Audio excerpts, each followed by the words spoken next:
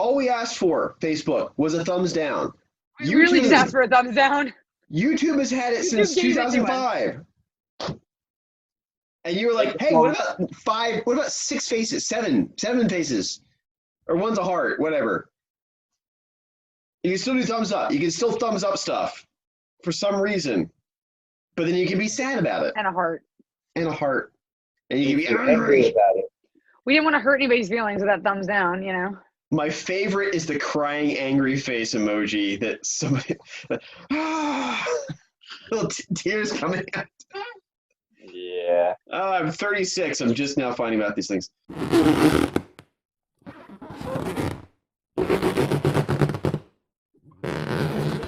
Welcome to the Discomfort Zone. We are the Casual Fanatics. Now, the Discomfort Zone is where, well, you know, you have those things in life where you don't like horror movies, or you really aren't that big of a fan of RPGs.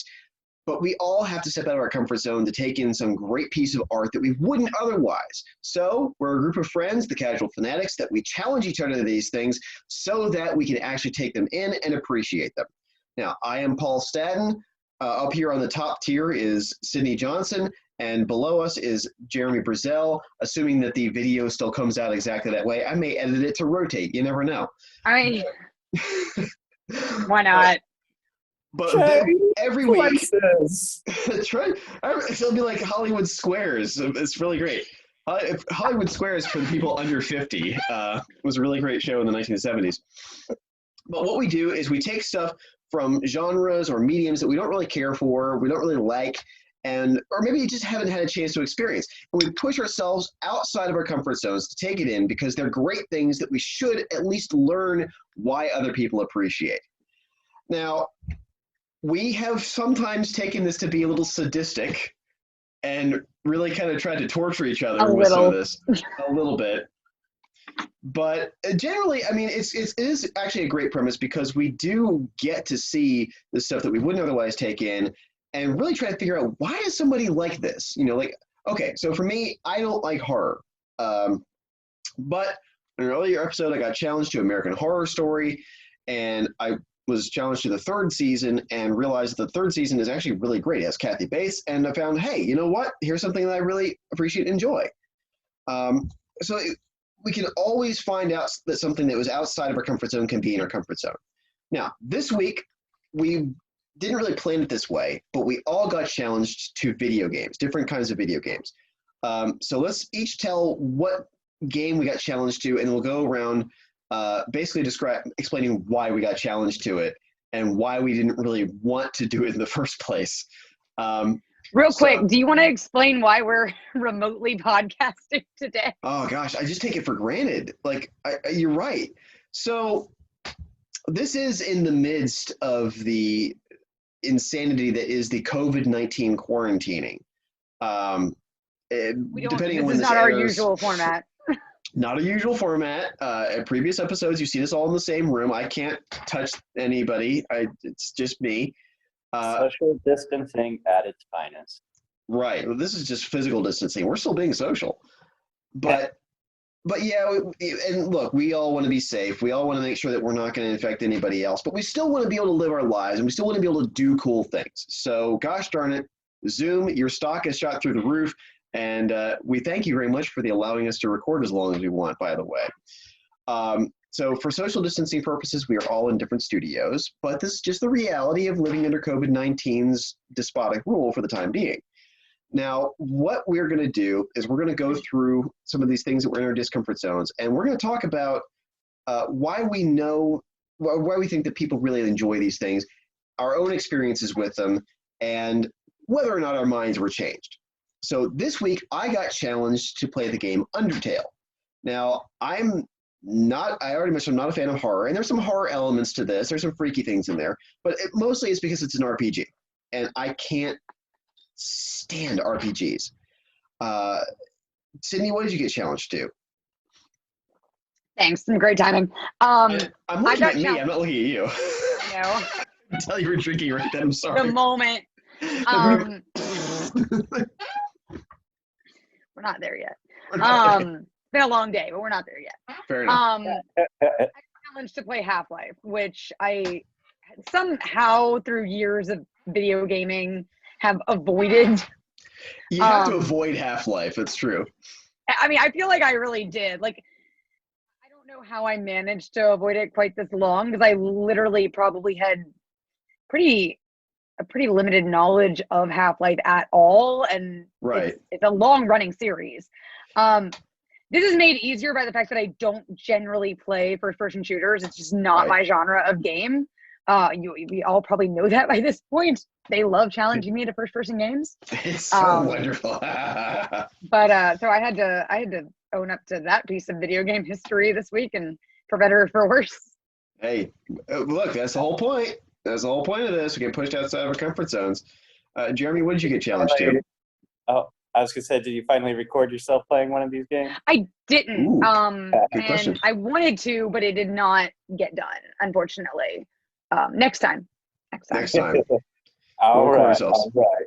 Well, make sure it's an extra scary game next time. But, You need to make sure it's like similar to my BioShock experience, because it honestly Alien that was way Isolation. more worth it. You know what? You guys are sadistic. No, I wouldn't challenge myself to Alien Isolation. I actually tried to play it. I got about 10 minutes in before I noped the heck out of there. I think we agreed we had to do that one in the same room. Yes, we do. Like, we together. have to. Like, Yeah, we'll have to do PT during the daytime in the park. No, we'll do it. Turn all the lights off with PT. We got to do that. Okay. That's how I may play. go back and unless we find another BioShock-esque experience, because actually I think it was a pretty entertaining for whoever was. No one was watching me, but if they were, it would have been really entertaining to see me play BioShock. Right. Fair enough. All right, so, Jeremy. So my challenge this week was to go back to the OG adventure game, point and click, Myst. Which, again, I don't know how you avoided. Because the other part about the Discomfort Zone is not just doing stuff we hate, but doing stuff we missed, like that we never did. Like somehow we just avoided it. Yeah, I was gaming with a friend last night until his internet went out.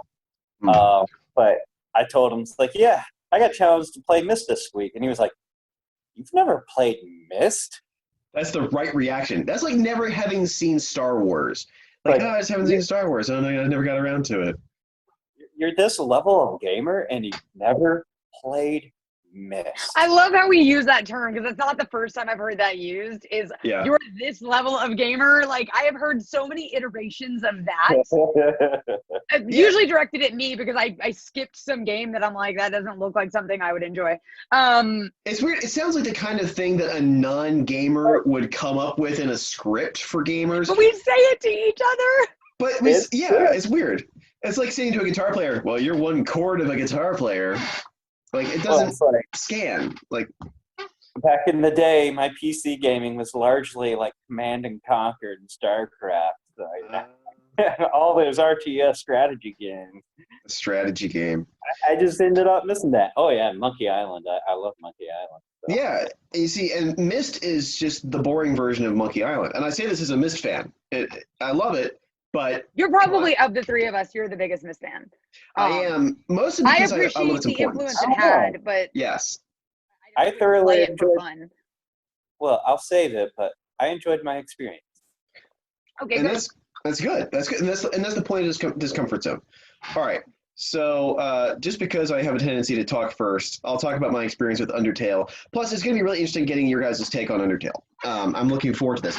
So with a little background on the game Undertale, for those who don't know, there's this indie game maker, Toby Fox, thank you, who he really loved old Super Nintendo era graphics, adventure RPG kind of games. He loved Earthbound, or Mother as it's known in Japan. And actually, Undertale started out as a mod of Mother/Earthbound. So he had this Kickstarter where he was looking for $5,000. And he got like $50,000 to make Undertale. And what started out as like a 2-hour game ended up being, I don't know how many hours it takes to complete Undertale. Like, I'm partway through it, and I've been playing it for like 5 or 6 hours. And it's wonderful. It is maybe of all the games made in the last 5 years, the closest I would say to truly great art, from a story, from a cohesive standpoint, not just in terms of how it looks, because it's 8-bit graphics. It looks like a game you would have played in 1990. And there's no, I mean, all the dialogue is text-based, and there's just random sounds that make up the sounds of the dialogue. I love that text-based dialogue irritates you. Well, it doesn't actually. It doesn't. I'm just describing what it is. There's only one game where text-based dialogue bugs me, and that's GoldenEye on Nintendo 64, because they did it with Perfect Dark. They had dialogue in Perfect Dark, but not GoldenEye for some reason. It's like they figured it out between the games. But Undertale is incredibly emotionally gripping, and I think that's the thing that made me actually enjoy it, because most RPGs, I'm an action platformer game, like Sonic the Hedgehog, gotta go fast. If a game is moving slow, Doom. I have played through Doom 1 and 2 so many times. I will relax playing through the entirety of Doom just to do it. I love it. So that's my speed of game.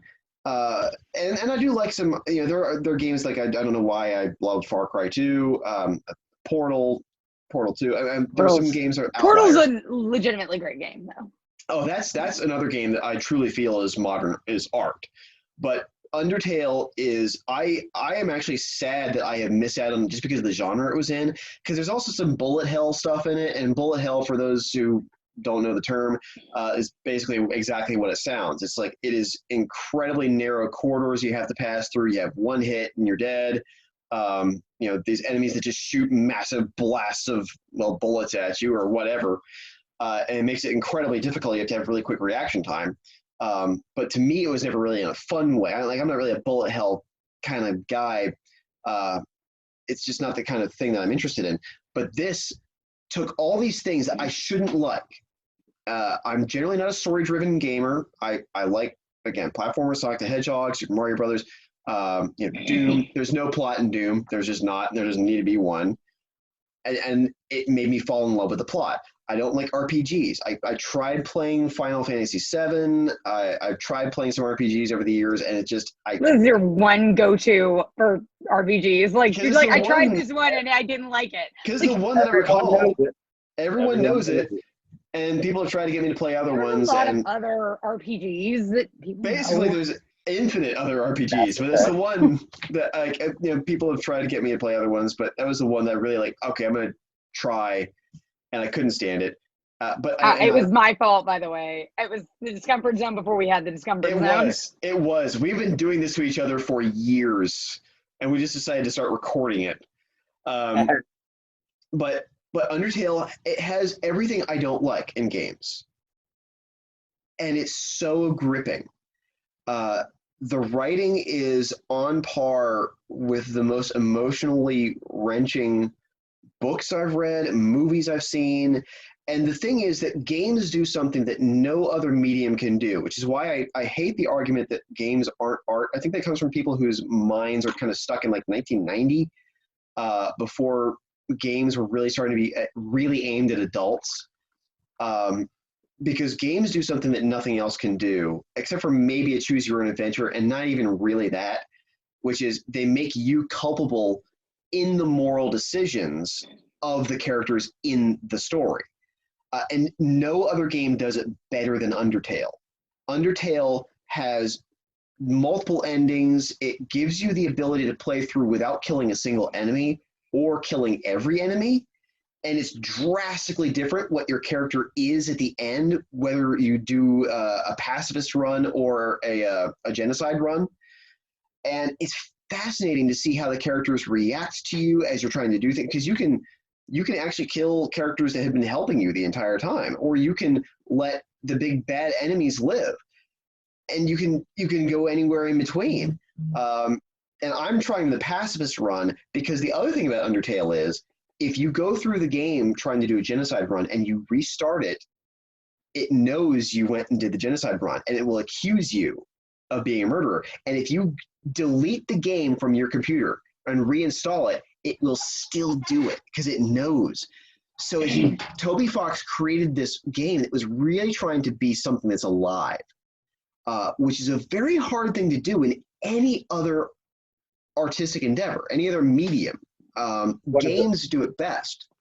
One of the few other people who have succeeded in even just making a game like that would be Kojima with Metal Gear Solid and different things, using like the memory card to reference different games, and like, oh, I have to beat this boss by moving my controller to the second player slot, or another one is like, oh, this boss, you can either do this really tough fight, or you can just let it run for 24 hours and come back, and they'll starve to death.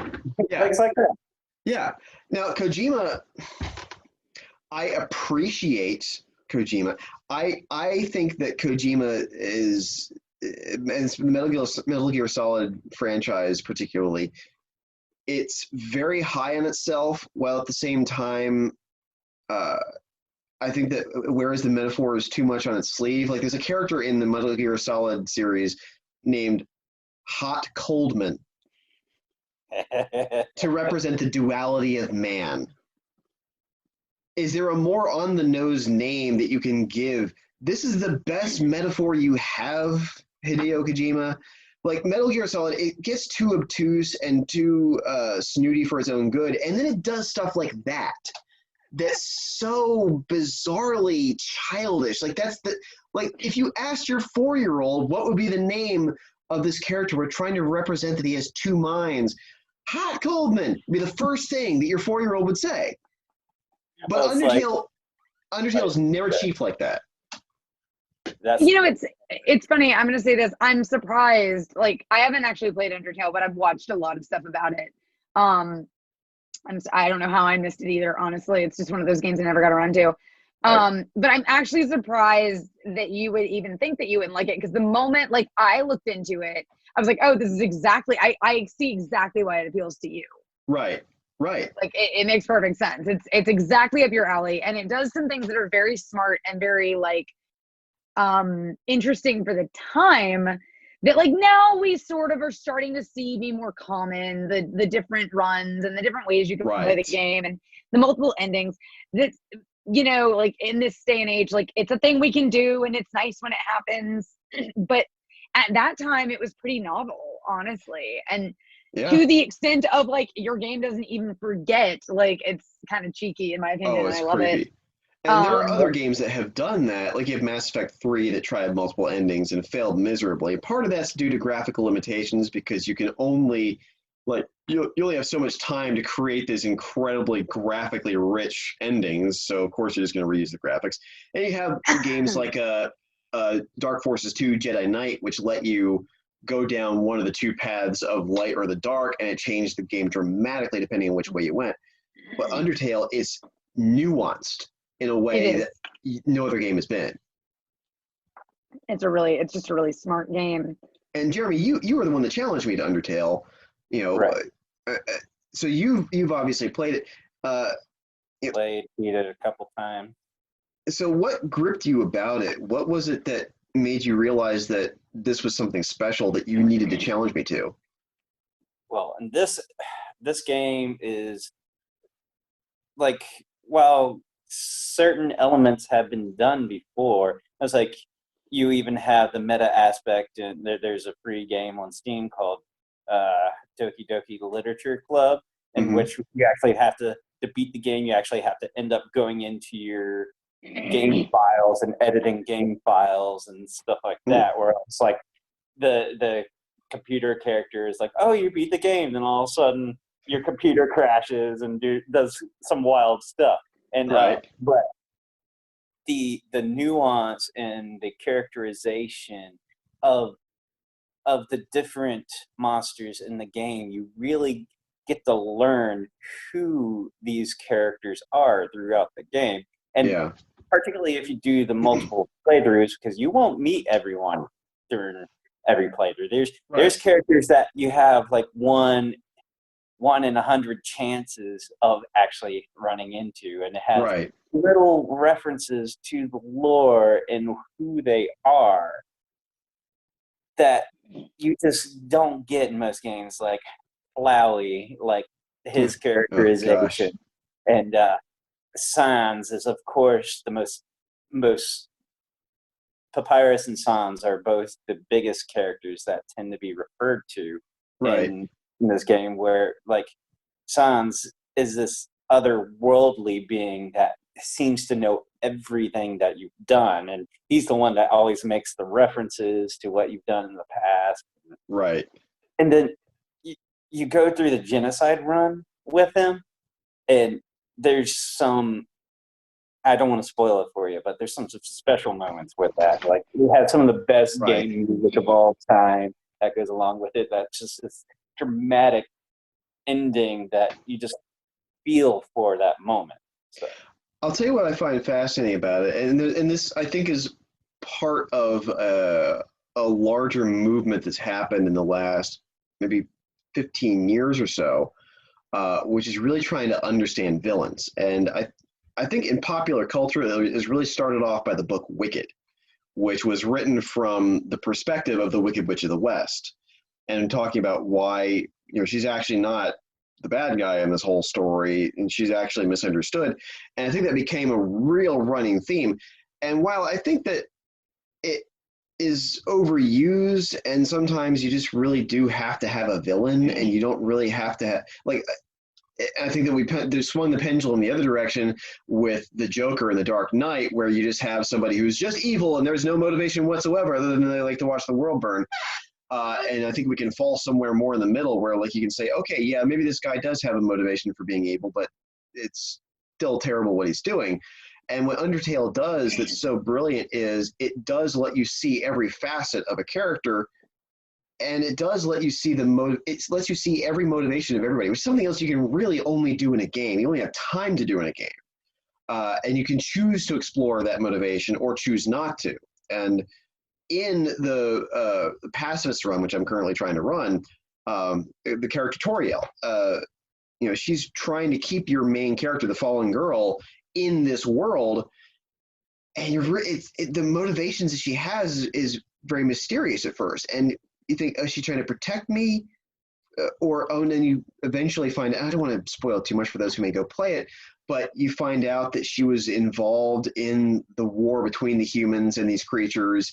And some of it was kind of her fault a little bit, and there's a little bit of making amends.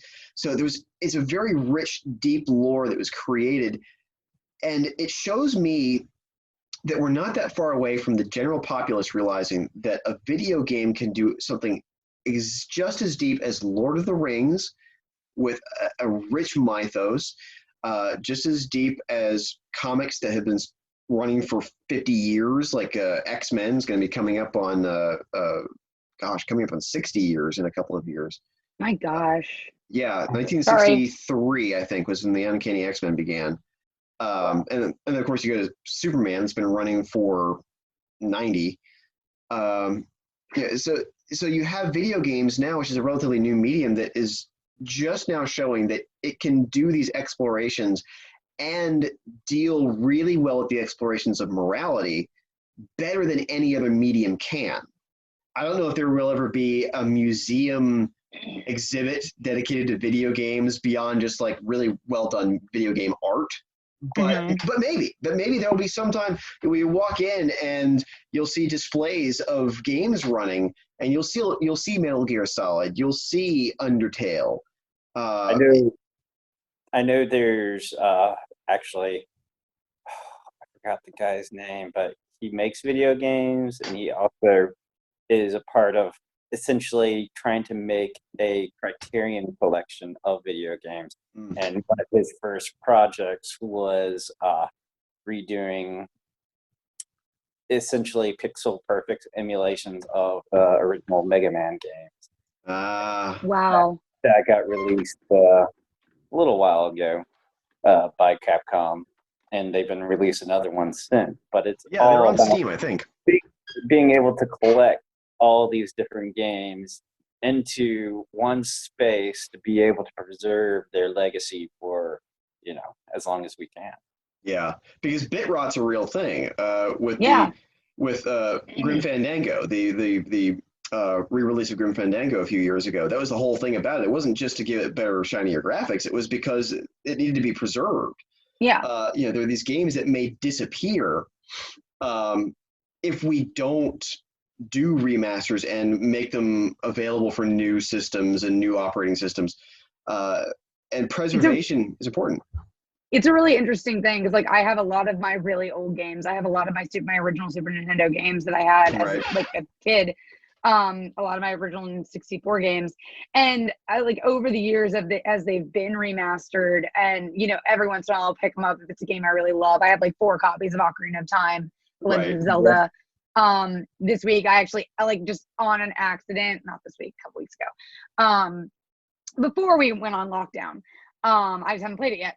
I picked up a copy of the HD remaster of Final Fantasy X, which I've heard is pretty well redone, graphically and things like that. But like, the interesting thing is like, what's nice about the Final Fantasy X and X-2 one is they put the international versions on it, which America never got. So okay. And the other thing is like, so now like, this sounds like a weird thing to say, and I never thought I'd think about this kind of thing, especially as someone who has like 4 copies of Ocarina of Time. I can play it on basically whatever console I want. But what's nice, especially with PlayStation and to some extent Xbox, I'm not as big of an Xbox person. I'm just not. But now if you don't get achievements or trophies, did it really happen? Oh, that nonsense. And so, like, weirdly enough, like, I found myself wanting to replay it on PlayStation 3 because I'm like, I know I played the game. Like, this brings up another point. This brings up a point about Undertale. Undertale is a very solitary experience, which is what I love about video games. Is I want, and just like with movies, I generally want a solitary experience, and then later maybe incorporating somebody into that. Like we talk about playing a PT or Alien Isolation in a group experience, and I think it'll be enhanced by that. But I don't want trophies. I don't care about achievements. I especially don't like the inside achievements like in Resident Evil, like, oh, we're going to make a reference to the poor dialogue and voice acting in the first Resident Evil game with some sort of achievement, like Jill Sandwich. I don't need that. I want my game to be a cohesive experience. I had this problem with movies. Like when you watch Star Trek Into Darkness, well, you have to have seen Star Trek II Wrath of Khan to get what's happening and why it's a dramatic moment. It breaks the univere a little bit. It kind of breaks the fourth wall, like in a strange way. And I get you because I'm kind of like you. I didn't know this until recently about myself. Like I knew it, but I didn't run up against it. I've always been a very solitary gamer. I grew up on single player games, like with the exception of like Mario Kart on N64 and Donkey Kong or whatever. Yeah. Like, when you had 4 controllers and 4 people in a room. Well, you have like, a party game, yeah. Yeah, but other than like strictly party games like Smash Brothers, I was always a very solitary gamer. And it only hit me recently, I'll tell this story at another time, but it only hit me recently, like how true that is of me.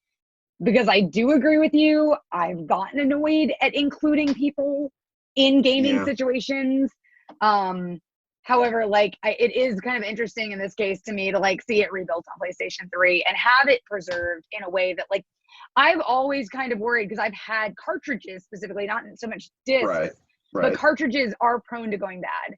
And I take manic care of my cartridge games, but they do fail and they burn up and things happen, and we were stupid kids at one point and we left them running because we had to go eat lunch and we didn't want to lose our progress or overnight. So, speaking of fast games and games that Paul, you would oddly love this game, but like I don't know if you ever played the Speedy Gonzales game on, was it Super Nintendo or Sega Genesis? Super Nintendo.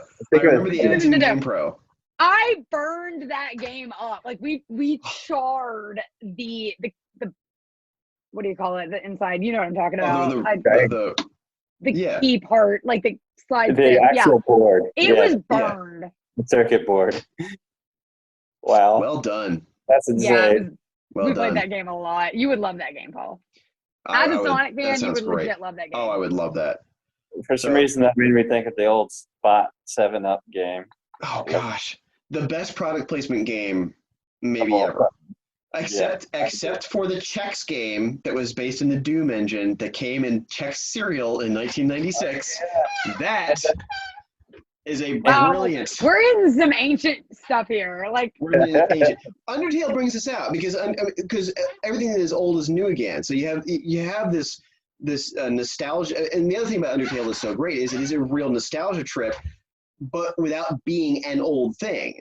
We have this. We want new old things now. We're to the point where we want side scrollers. Like I remember in 1997, it was so strange that Castlevania Symphony of the Night was going to side scroller. Like we're in the 32-bit era. Why are we have side scroller? Then Mega Man 8. Like why are we bothering with these side scroller things? Everything's got to be 3D now. But then you get into the 2010s, and suddenly everybody's like, "Oh yeah, that's right. Those games were amazing." And then suddenly Sonic Mania is the highest rated Sonic the Hedgehog game in 20 years. People are like, yeah, let's just forget about everything since Sonic Adventure and just go right to Sonic Mania. So Undertale, so many areas where it's brilliant. I'm so glad I got challenged to it. I'm so glad I stepped out of my comfort zone and did that because while I don't know, I think it takes a very special game to pull you out of your comfort zone like that.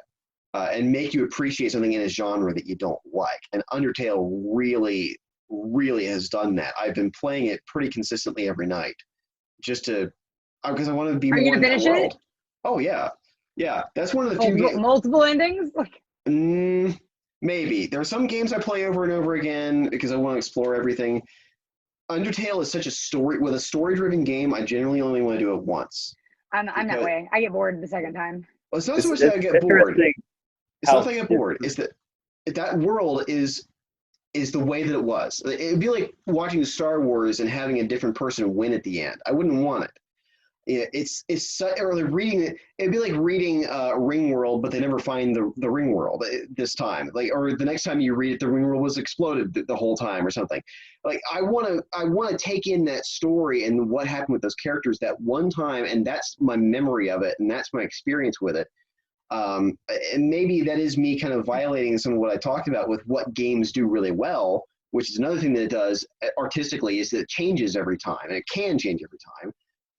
But that's how I want to remember it.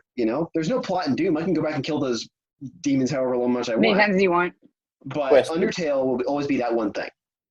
Will you play Deltarune after this? Yes, I will. What is that? Is it just DLC? Is it an expansion pack, or is it a sequel? It's a whole new game, and okay. It feels like the only chapter 1 has come out for it so far, and okay. I think it's still free. I know when it first came out, it was free. I don't think so because I went on Steam earlier, and I think it costs money. Oh darn! But it's still worth it. It's okay. But it feels like it's an alternate take where essentially the war between the monsters and the humans didn't happen. Oh, interesting. Okay. All right. Well, you have my curiosity. All right. So that was me. That was my discomfort zone this week was Undertale. Sydnee? I'm joined by my little mascot here. Your little mascot? This is Puck. Puck the tailless wonder cat.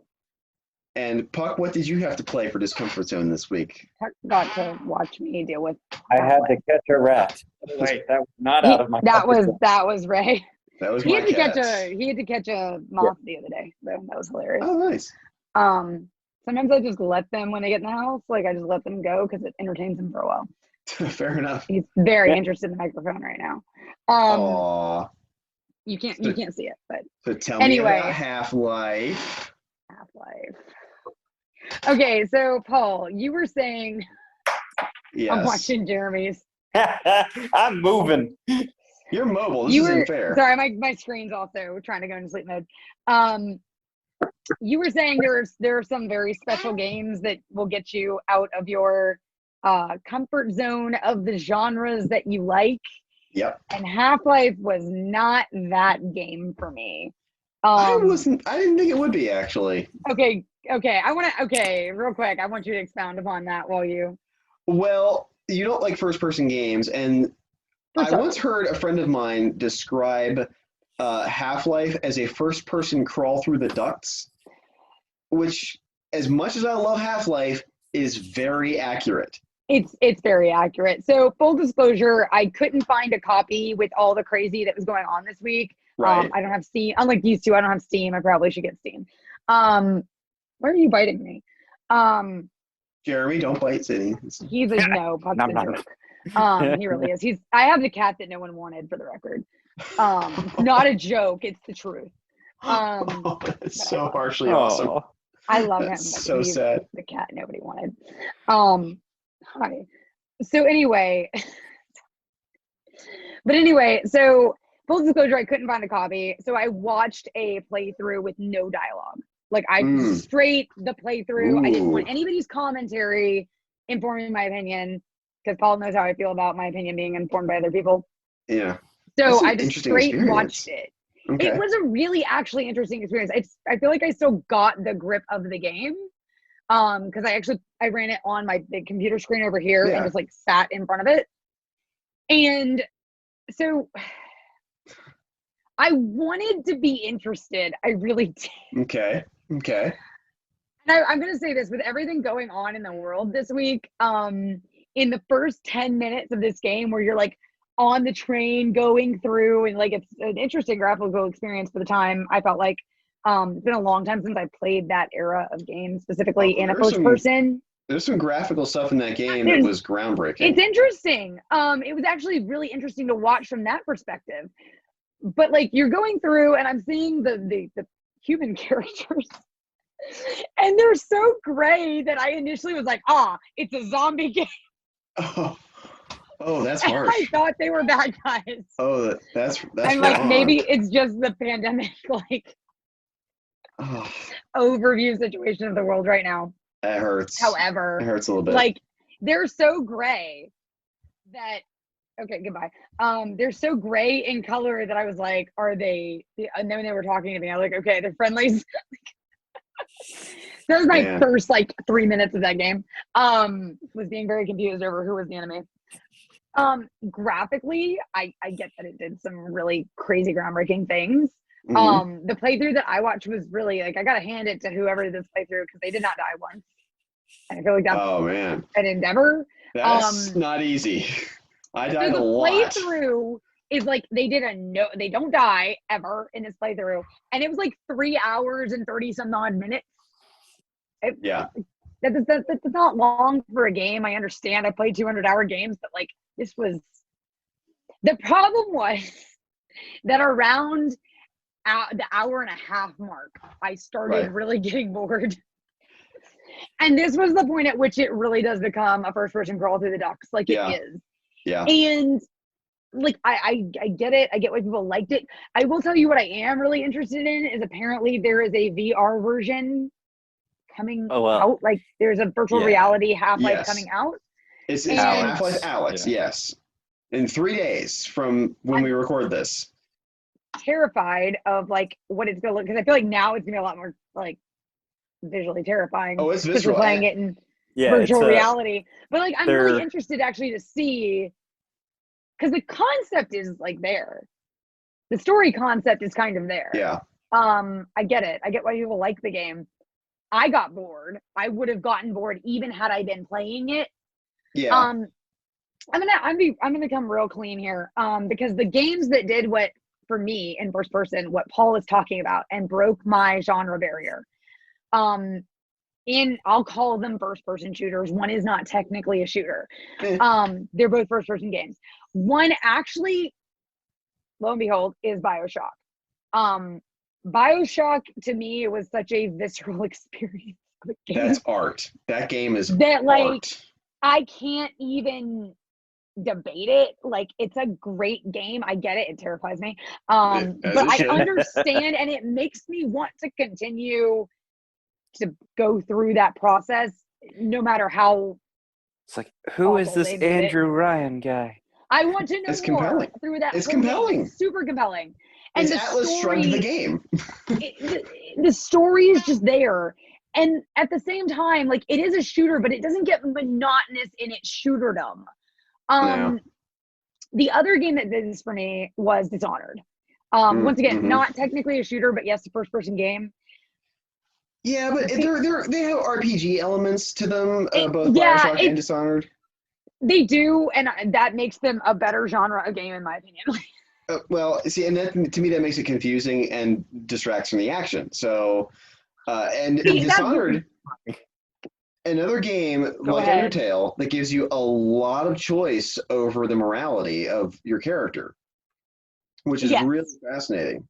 Yes, it does, and in a beautiful way. Like, it literally, what I love about Dishonored is I love the world. I love the kind of like BioShock. I love the environment that they set up for you. My actually biggest gripe is that it is first person, and I cannot see my costume, and I want to look at that outfit. That's why you like Assassin's Creed so much. It's all about the costumes.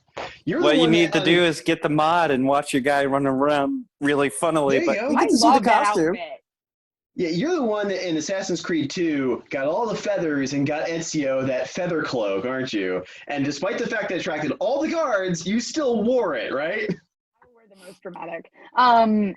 Just for Monster Hunter is like right up my alley. You can wear like all of the clothes. It's amazing. Gosh, yeah. That's a topic for another night. There's so many different. That's a topic. We could go on a tangent with Monster Hunter. So many tangents. But Dishonored and to some extent BioShock, they do have RPG-ish elements.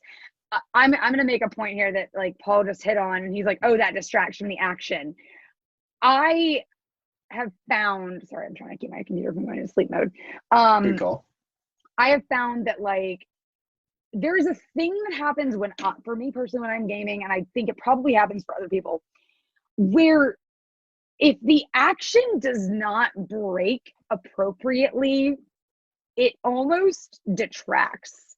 And I'm going to try and explain what I mean by that. Okay. So part of the issue that I have had in many of the shooters I have attempted to play is it literally just becomes shooting. Like, it's just, you're just shooting at whatever moves. And like that to me becomes boring. I know. It's not interesting. Sorry. It's not interesting to me. And I've noticed even in some poorly paced platformer action RPG type games, mostly in the new era of RPGs, if the pacing is not correct. Like, I grew up with games that I'm going to use FF7 as my example because I know it really well, where like you get through a certain point and there's sort of like a break for the characters, like the characters stop at an inn and there's like story time and you learn that story, and like it's in a strange way, it's a mental break for the player too, because when you just start dungeon crawling for like a long time, it wears on you in a strange way. It was one of my biggest, like, I was going to use a word I'm not supposed to use. It was one of my biggest problems with FF15, and I'll go into that in another episode. But I think there is a purpose to the breaks that they put in these types of games for the player. Whereas before we just thought they were story elements. I am 100% on your side in that regard. Like, I don't like games that are just relentless. Typically, like it's very rare for me. Yeah, I just get exhausted. It's not relaxing to me. I want it to slow down a little bit, and it's like let me go into the details and tweak some of my equipment and stuff like that. And if I don't restock, have a meal. Yeah, give me one machine gun, beginning to end, and let me just go through and figure out different ways of mowing everybody down. Funny enough, it's like there's very few games that I like that are like that, but one of the few is like, for some reason, Doom does it incredibly well. It's because it's compelling. That constant action. It draws you in. It forces you to keep going in an interesting way, and it builds and builds and builds and builds, and you get the bigger guns and the bigger enemies, and it just forces you to continue. That it's like you're at a rock concert where the bigger bands just keep getting on stage. Everything gets more insane. But the thing I like about Doom and the era that it's from, and this is something that I think Half-Life, there's always, in every artistic endeavor, every genre of everything, there's always that one thing that did something exceedingly well that a bunch of other people copied and did poorly. Always, and what Half-Life did that was amazing, that they started, that was them. You could argue Quake 2 to a certain extent, but really Half-Life is the one that really did it, where there were no levels anymore. Yeah. There was no, and you're talking about breaking, like Doom, you got to that end. You got to that switch. There is no break. in Half-Life. No break it just in keeps Half-Life. going. You just keep going and keep forever. rolling and you keep shooting at things. Yes. And I'm just like, is there like, can I get some information, please? And you can't hide anywhere. There's no place you can sit. It's like System Shock. System Shock, where even if you find a corner to hide in, the bad guys will still They will they come find up in you. the elevator. They'll find you. They will find you. And Half-Life absolutely perfected it. I think a lot of games that have gotten rid of levels that have gone, even like the sandbox kind of games, Do games still have levels? Job. Well, that's the thing. Like, I miss, you talk about having a break in the action, like Sonic the Hedgehog. You get to that end. You get through that little you get your stats. thing. You get your stats. Here's how well you did. And then and you can choose whether to go on or not. With Half-Life, and Half-Life spoils you with its autosave system because of this. Because there is there's no break to save. You know, you have points where it loads, but it's just because there's a new environment, there's only so much graphical power. Load. But you are always in it. You are always in the fight. You're always in this chase. And Half-Life, I think, did it best, better than any game before or since, of having this idea of a seamless, continual story. Because it was written by a horror writer who wasn't a gamer. But they wanted him to write this plot, and then they executed the game according to his plot. And so in a book, you might have a chapter break, but the story's not stopping. The action keeps going. The action keeps going. What you have is the only thing you get is just a new page number or a new chapter number, and that's it. And then you can choose whether you stop there, but the characters have to keep going. But in a game with levels, it stops. There is this breathing point. You can save here, you can stop, you can pick it up the next day. Half-Life didn't afford you that. Half-Life forced you in to keep. That's why I really wanted you to play this, to see if that would be the thing that would really throw you off, or if you would like it. And I am right, you didn't like it. It's just okay. So the hilarious thing is, if you know us on a personal level, that the comment that you made about like just be like give me a machine gun and let me mow things down is like not what even I've known. How long have we known each other, Paul? Oh, 8 years? Almost a decade. Like, yeah. That's not what I, knowing you, expected to hear you say. Like, but meanwhile, I, who like vocally will tear through you, like on the regular, I'm like, no, I want a story. I want to like stop and watch the characters munch a sandwich while getting the backstory here. Okay, but I think that's the thing is we're looking for the opposites in our entertainment sometimes. It's why you go to England and, the news is very pleasant and nice and chipper, but their entertainment is very dark. Everything has terrible endings. You come to America and the news is all dystopian and terrible and things are going to explode. But our entertainment is The Office. Everything has this happy, rosy ending that all the characters have to get what they want in the end. And so it's like everybody wants the opposite of kind of who they are and where they're and what they're in. And when I go into a game and when I play Doom, I just want to blow things up. Like it's fun just running through and you're just mowing down and chopping down these enemies and you just like you feel invincible and there's no stopping. You just go plowing through and you're just getting to that switch and everything between you and that switch needs to die. So my favorite part of the entire game, by the way, was throwing grenades into the fan and watching them go. The mechanic of that for the time. Oh, man, they have, I'm playing it out of context, but like I'm just like that. Their physics engines.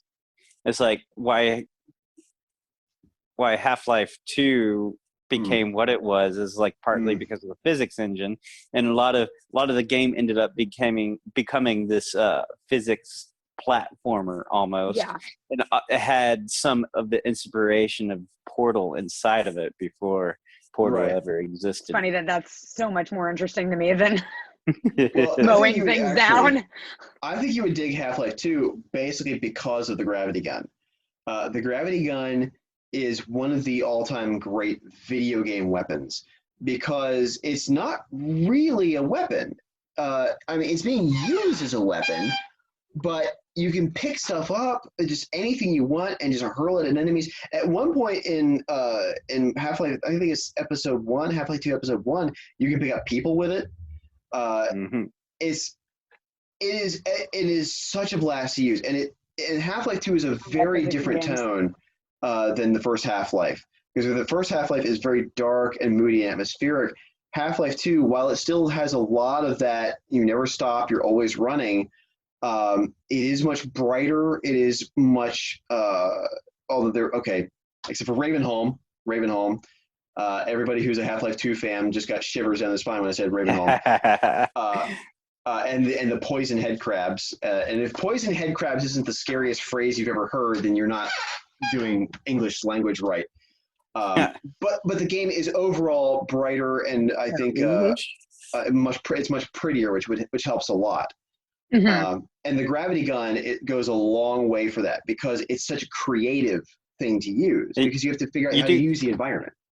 You do get considerable breaks in the action as well for dialogue and character interactions, and like you get to know Alex very well, which now she's getting her own game with the VR experience, so it'll be cool to see what's going on with Alex and stuff like that. So I think the thing with Half-Life 2 is there are points where you feel comfortable, and you never feel comfortable in the first Half-Life. No, you don't. You just got to keep going. And it's very solitary. It is like being in a crisis. Yes. And yes.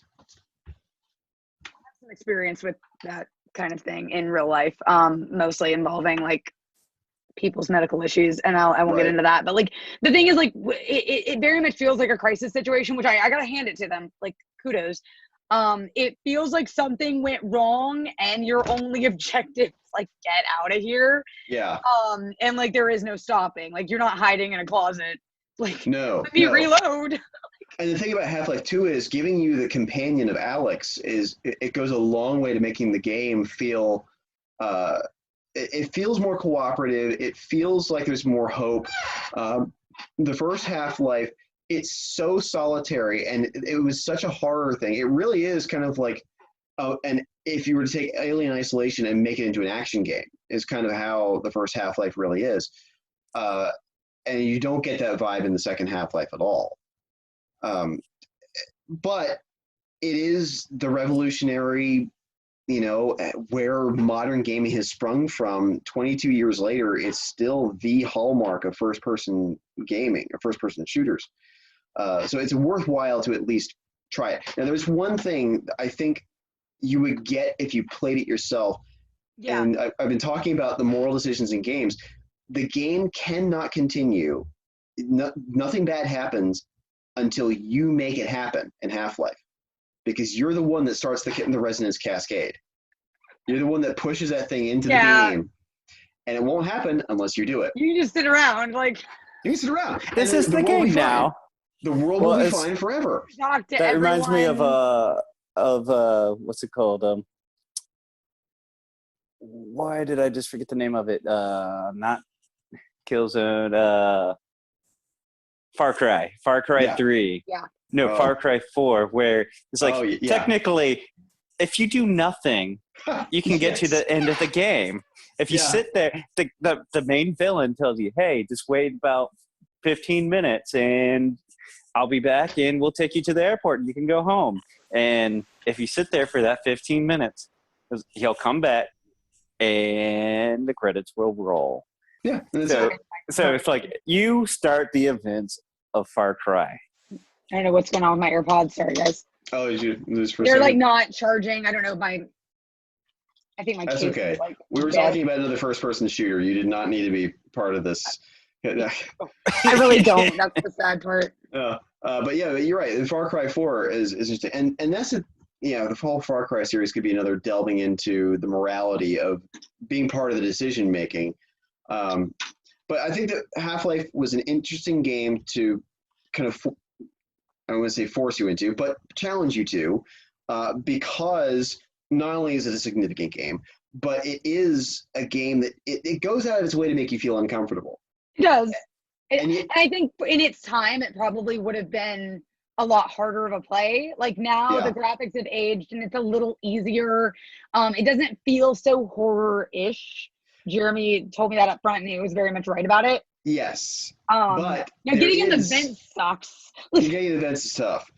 But there is a team that is making it in the Source engine and it's on Steam actually. It was it just called Black Mesa, I think. Yeah, And Black they've Mesa. made it, and they've made it up to the point where you go to the Zen world, and it's modern graphics, and it's creepy as crap.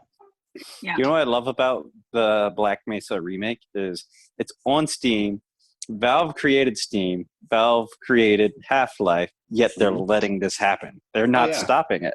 I love it. Like someone needed to do that. You're right. Like, of course, they also let Hunt Down the Freeman happen. So that's true. Yeah, we can't give them all There's the credit. A lot of it's very true. We have they allow another a lot of episode. crap on that. We have another episode planned on decisions that some game companies allow. Yes, I think so too.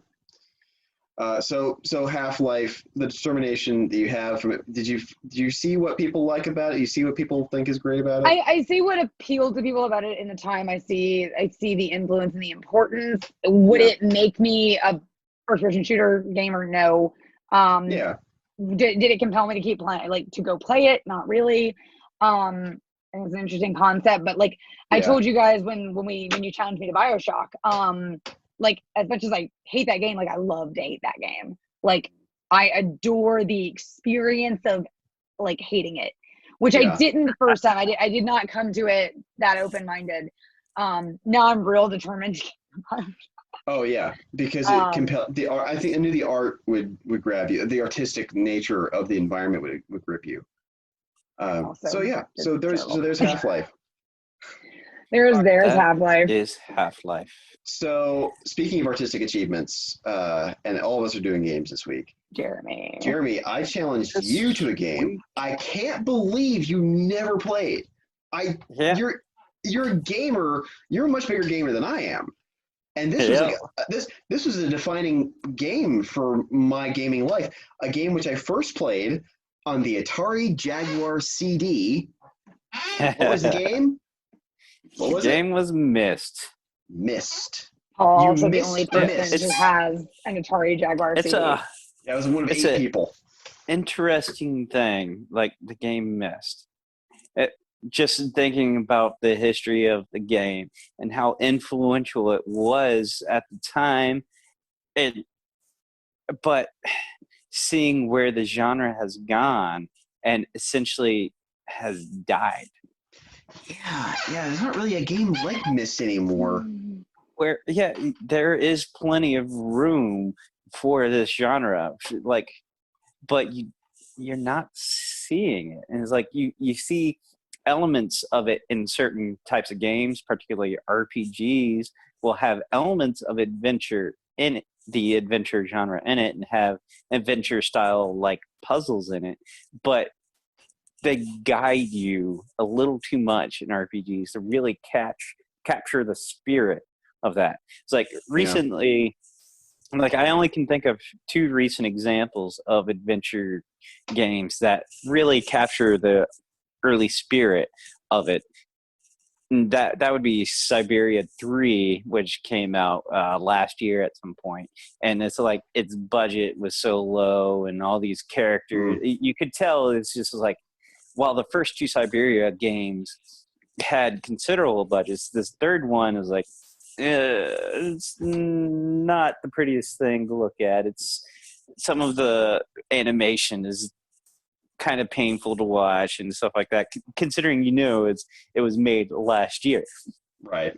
But the other one, which was much bigger success and it was made a few years before that, was The Witness. Same guy who made the game Braid. If y'all know what the game Braid is. Braid is a platformer, a time-based platformer where different levels would use different time mechanics. Like there's one level where every time you move forward, the level time moved forward. If you move backwards, time would move backwards. And the whole point of that game was you played through it and it was like, oh, the princess is at the other castle. Princess is at the other castle. And at the very end of the game, you learn you've been playing through the entire game backwards the entire time, and you are actually the villain kidnapping the princess.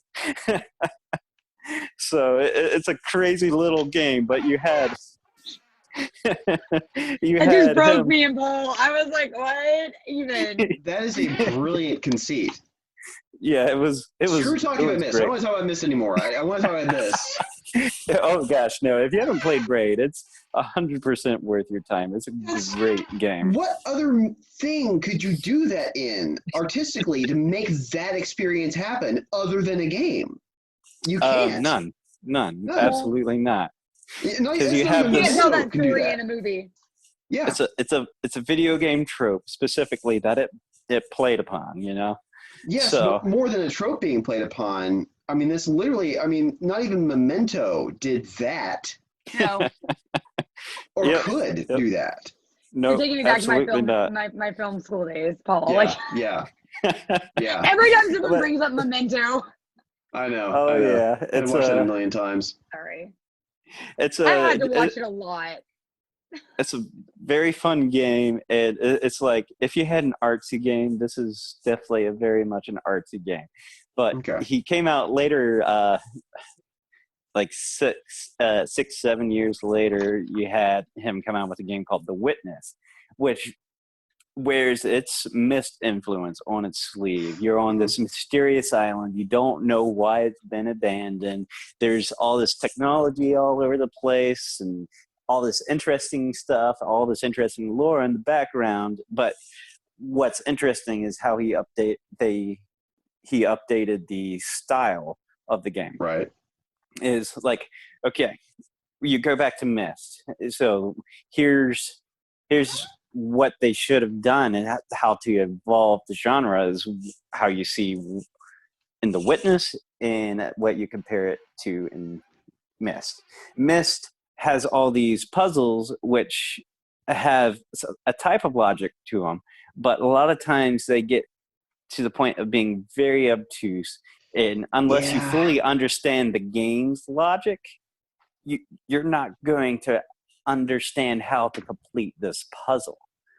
It's like you had to get into the developer's head to understand why this puzzle works out. A tall order for a game. Yeah. The genius of the way The Witness does it is you have puzzles all over the place, but they all follow the same style. So no matter what, you can understand how to get to the point where you're solving it. It's, you have these little designs, and you have to draw lines between dots. And how you get these lines and how to draw them is by observing the environment. And it's an interesting evolution that makes the game a lot less obtuse, which could have been why the genre ended up largely dying in the first place. It's because it's great not having a script to follow that you're guided down, like complete opposite of Half-Life. Half-Life is guiding you the entire time. Yes. Straight through the game. There is no, you can't make a wrong turn. Exactly. And Myst just dumps you off. And The Witness just dumps you off. And you move. And you have to discover what you're supposed to do on your own. Yes. And no time, no death in Myst. Exactly. Same with The Witness. You just keep moving, trying to figure out these smaller puzzles to broaden the story and understand what happened at this place.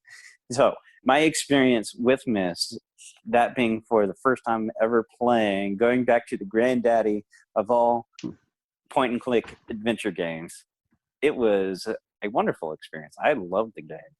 And just seeing how things progressed through the story, how the world was broadened as you went and explored every little nook and cranny of it. It was like, we have so many open world games today that I could care less about exploring because everywhere you go, it's the same. Yeah. Everywhere you go is like some of the biggest offenders is the Ubisoft games with Far Cry and Assassin's Creed. It's like Assassin's Creed has elements where you want to explore, but they're little markers on the map. They tell you exactly where to go to discover that thing. Yeah. Now, it's similar with Far Cry. I I'll say something like I will say Assassin's Creed eliminates a little of that with making it like interesting environments that are real world. If you're a history buff like I am, which is part of what okay, cool. Which is part of what I like adore about the early Assassin's Creed games is like if you're interested in that place, it's kind of cool to like go explore the nooks and crannies. Go ahead. I loved Black Flag. My favorite part of that game. Black Flag was beautiful. I ignored the story pretty much, and my main goal was traveling around the world trying to get all the sea shanties. So my pirates could sing more. Yeah. The sea shanties are the sing best me more thing songs, in that game. Please. Just sing Everybody more music. talks about the shanties. Exactly. It's so my good. gosh. It's so weird because it's a thing you think you don't care about. But and then like you get real determined to like chase down these pieces of paper billowing through the wind because that's a song and I want to hear it. Like exactly. Oh my gosh. It's like cooking in Breath of the Wild, in Legend of Zelda Breath of the Wild. It's this little side thing, but then you just try to figure out what can I cook? What can I make in this world? And it ends up being incredibly important. It's incredibly compelling. It's like, man, I could give myself that many extra hearts if I make it this way, you know. Make it tasty. I've really got to play Breath of the Wild. But a point in Breath of the Wild, in talking about Myst, because I feel like Breath of the Wild does with an open world what Myst really set out to do, which is making a world that's not just big, but interesting. Because there are worlds that are much larger than Breath of the Wild, but it feels like a cohesive whole. It feels like a world you would actually want to step in because every foot of it, every inch of it is interesting. And that's the thing about Myst. It feels bigger than it is. Oh, absolutely. When I realized how small the maps were, it's like, whoa, I felt like I was exploring a much greater area because there's so much compact into every little inch that it's like it's either some sort of clue or the puzzle itself or some environmental storytelling. Right. That's everything goes towards that. It's like an episode of The Simpsons. Every single moment of that game is either directly to do with the story, a setup for the joke, or the joke itself. That's all. Every single episode of Simpsons. That's the philosophy. So I want to touch on 2 points you made real quick. Like, so the first being like, I have found myself frustrated in recent years with games, and I do like modern games. I'm not trying to rag on them, but I have found myself frustrated with worlds that I don't care about exploring because like I grew up in an era of video games when we what is going on? Sorry, my computer's being weird. We're being weird. So I grew up. I mean, you know, we're trying to deal with all this for the first time. But I grew up in open world games where like every time you turned a corner, every tunnel you went through was like an opportunity to find something, and it was always interesting. It was always compelling, or the world was just beautiful. We were talking about the Lost Woods earlier in a different context in Ocarina of Time. Well, specifically, I think of Ocarina of Time. The Lost Woods are in a lot of Zelda games, but the whole thing that if you go the wrong direction, it will turn you around, and you're like, you don't know, or it'll like shoot you back to the beginning if you take the wrong tunnel. It's like that to me was so compelling about exploring a world, and I feel like a lot of these worlds are not compelling to explore. I touched on this briefly earlier, and I will say it now because now it's relevant. My biggest complaint about FF15, which some people like blew up and loved, I tried to love it really hard, and I still don't really get it. You could play as Gordon Freeman if you really wanted to in FF15. But the problem I have with this world is it does the thing that first-person shooters do to me, which I don't like. Yeah. But it makes it has this beautiful world that I should want to explore with these strange monsters, and some of them are actually relatively benign, and you can like walk up to them and they won't bother you unless you attack them, which is kind of cool. What's that? Oh, that's just you hit upon what I'm going to challenge you to for the Discomfort Zone next week. Oh, no. Oh, okay. Sorry. Anyway, I'm not going to say words. Keep going and ignore me. Anyway. But they made it a world that you almost, to me, don't want to explore, because what they did is they had this mechanic where like a battalion of enemies can literally hovercraft in and drop on your head. So like you're trying to do a monster hunt, or you're trying to like do a find something quest, and the quests are somewhat compelling and the world is gorgeous. And then I feel like I'm being attacked every second and I can't even enjoy the environment. Like, yeah.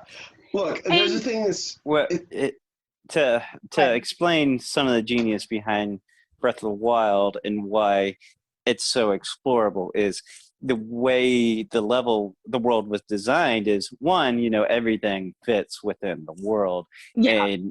But they also take chunks of the world and basically breaking it down. This is its own level. And you have these chunks of worlds that are individually designed to be its own level. Like they have the Lost Woods in Zelda, and it functions completely differently than anywhere else in Zelda. So you have to figure out the rules of that Lost Woods to be able to get through it. So that most open world games, all they care about is this cohesive whole. Like so you end up getting the sameness everywhere you go. So it's like, no matter what, it's like, oh, I'm just going to find, it's like Grand Theft Auto. It's like, I'm just going to find either a new weapon shop, a new garage here. And it's like, it's not that interesting because most of the buildings I can't explore anyway. And that was the problem. The other problem I was going to touch on is that the other thing that you get are these ginormous worlds. Like, I'm going to take Witcher 3. I enjoyed the game. I'm not ragging on it. But it has a gigantic world to explore. And while it doesn't have FF15's problem of constantly trying to murder me, like, it just, you don't want to explore all of it. Like, there are areas that are interesting and there are interesting things going on. But if it's not relevant to the story, a lot of it's just terrain. That's the biggest success of Myst, and an element that developers should focus on, particularly in open world games nowadays, is making every chunk of the level interesting rather than going for size sake. We're going for size, and the other bad habit, Assassin's Creed is very, very guilty of this recently. Actually always, but it's gotten, I feel personally it's gotten worse. Like Odyssey, I think is where you're going here, right?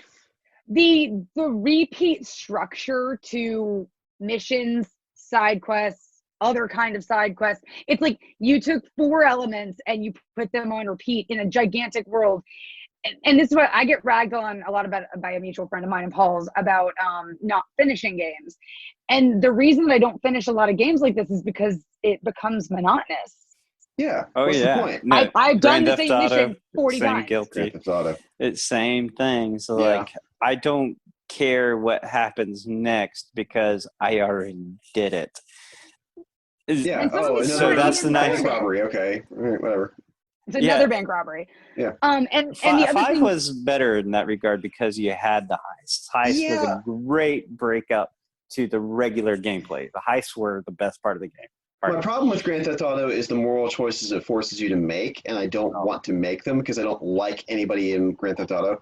You're either an awful person or an awful person. What I do with Grand Theft Auto is I get the game, and then I download a complete save game so then I can explore the whole world to my heart's content. You just want to walk around San Andreas. Yes, I literally just want to walk around San Andreas. You know, my dream was, that's why I didn't know that Driver 3 was a bad game for like a decade, because all I wanted to do in it was just drive around the cities, and that's all I did. I never played the story that was all messed up and jankety. Paul just wanted a driving simulator in a really pretty city. Yeah, exactly. But you touched on something here I think that's interesting about games, and what Myst does really well is that it embraces its level of technology, but it's still a compelling game. And what's happened in a lot of games is that they've abandoned a lot of what made the early games compelling in a series for this graphical sameness. Because graphics have gotten so good that if you have a really cartoony main character, it's probably from an indie game. Like, as much as I love Cuphead, it was an indie game. But a lot, because we have the capability of rendering people so well, games have started looking very much the same because you're trying to tend towards realism, not an artistic representation of realism. So you take a look at Metal Gear Solid 5, and Metal Gear Solid 5 is now just a third-person shooter. Like, it might as well be Max Payne 4 with some more stealth elements. But you go back to the original Metal Gear games, like all the way from Metal Gear on the MSX2 up through Metal Gear Solid, and even Metal Gear Solid, I don't know when they got away from that. Maybe Metal Gear Solid 3 was when they started kind of getting away from that. Yeah, Snake Eater. Snake Eater. Or Revenge. Well, maybe they were still doing it in Revengeance. I'm not sure. But they had this really cool isometric view, which let you, it was like being in a security camera. It was like you were taking everything in from a security camera, and this the whole cool thing about a stealth game is that you want to feel every element of stealth. And now it's just a third-person game, and it's the same thing with Resident Evil. Like as much as I love the Resident Evil 2 remake, and Resident Evil 2 is always my favorite game. I think that they never did it better, the camera system, than, and this is a controversial stance, but in a Resident Evil Code Veronica for the Dreamcast, because it still had the faraway camera, but it would move in certain environments depending on where you're going. So like if you're walking down a hallway, it would move with you down the hallway, but maybe from an overhead view, or maybe from like the looking down from the bottom of the hallway as you walk away, but the camera would follow you. And it always felt like you were being monitored, like in a creepy horror movie.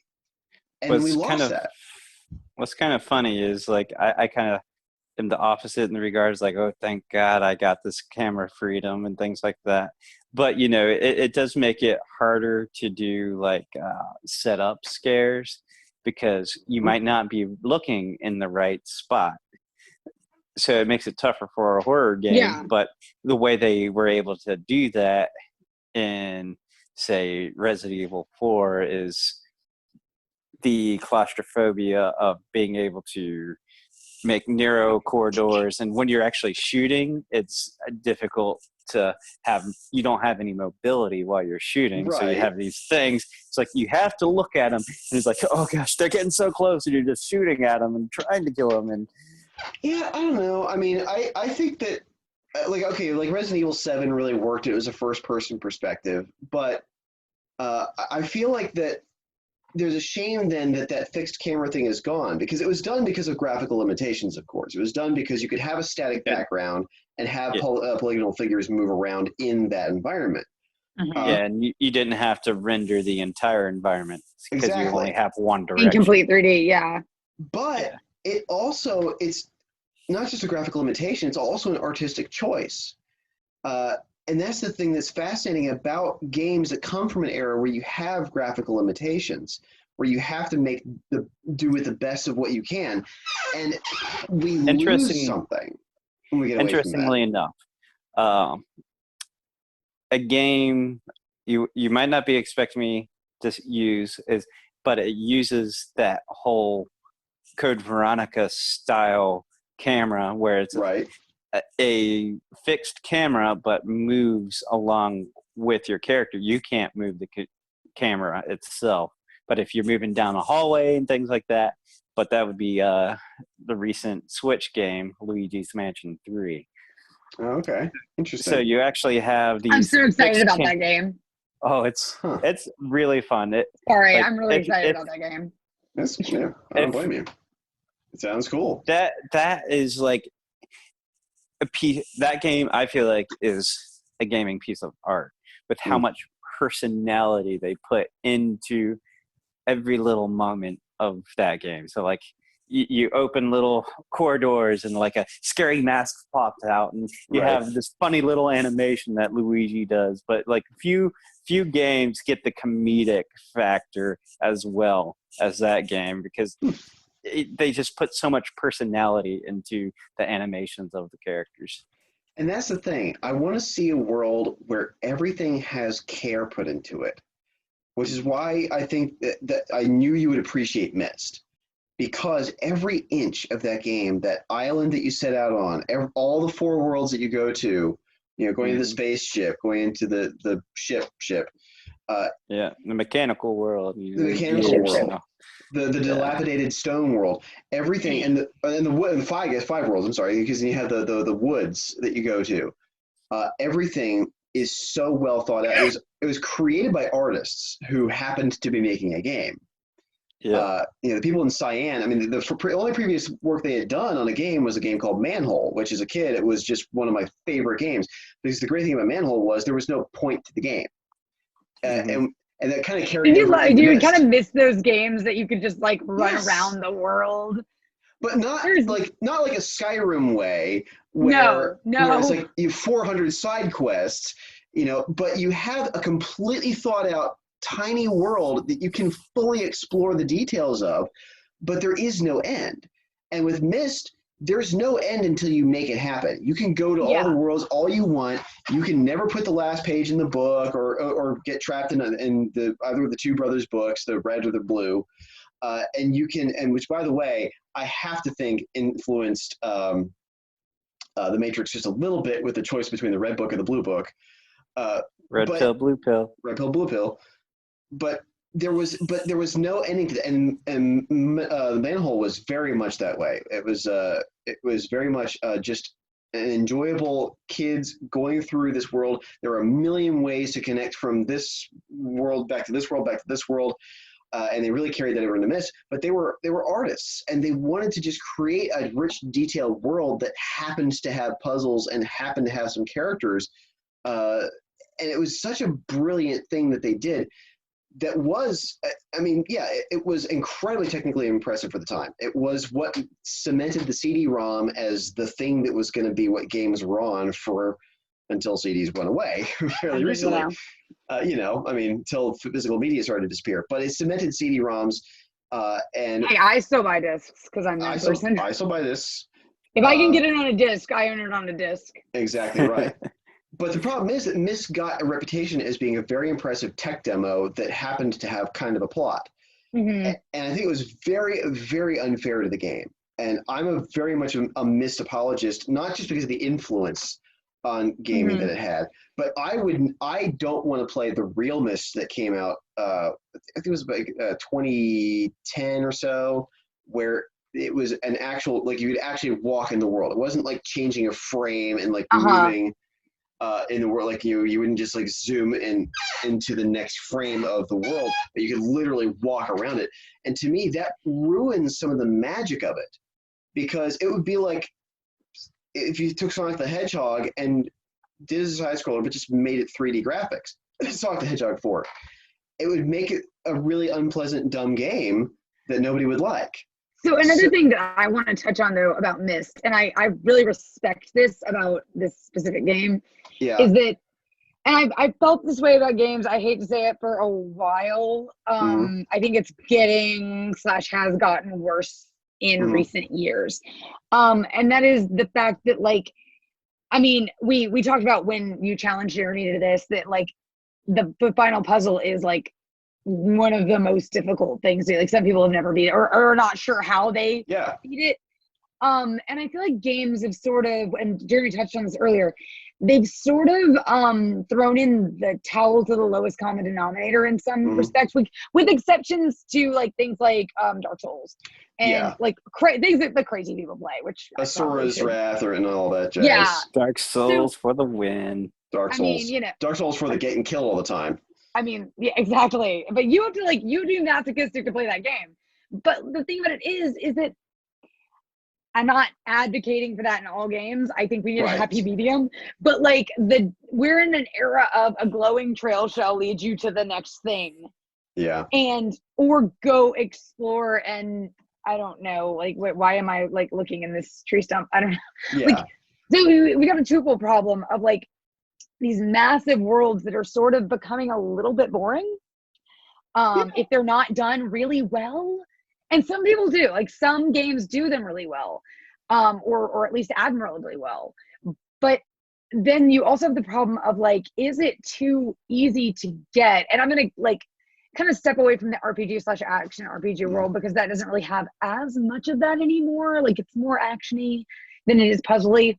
But like, let's go back to like traditional Zelda game setup where you have a platformer with puzzles. Right. the puzzles at the end of the day are pretty simplistic. Like, they're not hard to figure out within the span of a few minutes. I can't think of a puzzle in a Zelda game in the entire series that I actually needed like a guide for. Right, right. Unless I was just like missing something really dumb, and then I find out, I'm like, oh, well, of course, there's a switch over there. Like, right. Yeah, I didn't see, you know. The water level in Ocarina of Time. Hey, the water temple actually, like some of those switches were hard to find. But the fact of the matter is, like, are they too easy? Is what I'm getting at. Whereas you have games like Myst, and like, once again, I think we need a happy medium. I don't think every game should have puzzles that are as difficult. Not every game should be a Myst. That. Like, should it be a little more difficult than follow the glowing trail of light if you're lost? Not only should it be more difficult, but it should make the journey worth it. Like, because the thing about Myst is, it's not just some sort of clickbaity thing where you have to see what the ending is. I played Myst and I enjoyed it thoroughly, even when I wasn't winning anything, I wasn't beating anything. I was just enjoying the world. And the big question is, do you enjoy the world? That's the best thing about Breath of the Wild. Essentially, once you finish like essentially the tutorial world, the Great Plateau, it's like, okay, you can go any direction you want. You can explore the world. You can start going to more and more of the shrines, and the shrines all have the puzzles in it, and most of the puzzles can be solved in any number of ways. You just have to figure them out, and some of them are pretty difficult.